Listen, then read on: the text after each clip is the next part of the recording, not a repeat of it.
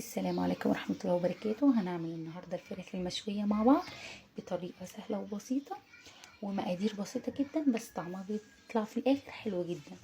بس اهم حاجة في الاول كده ما تنسوش تصلوا على النبي. ولو اول مرة تشوفوني، انا اسمي سارة، ويلا نبدأ مع بعض. عندنا هنا مية بصل، عندي مية بصل.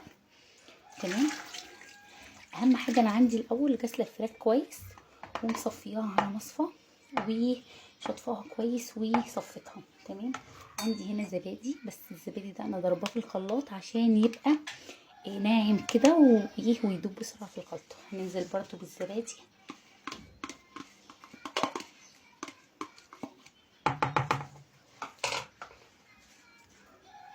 عندي جوز الطيب بقى، التوابل جوز الطيب. عندي فلفل اسود،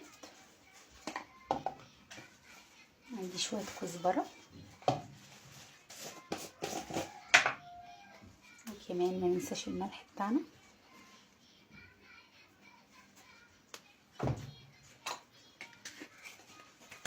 وتوابل فراخ.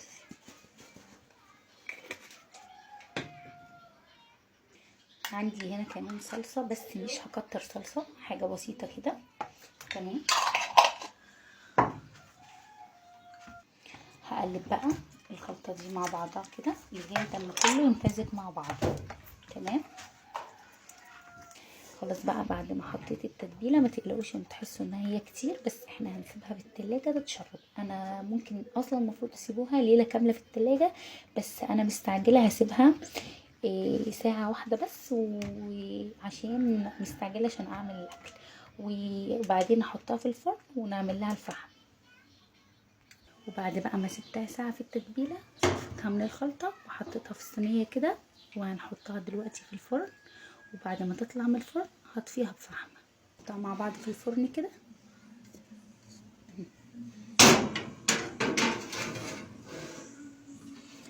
بعد ما تطلع هحط لها فحمه، اطفيها بفحمه وتاخد لون من تحت ومن فوق كده.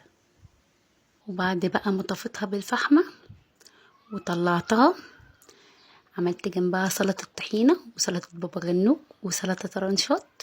جربوها، ولو عجبتكم ما تنسوش اللايك والشير، واسيبكم في حفظ الله ورعايته. سلام.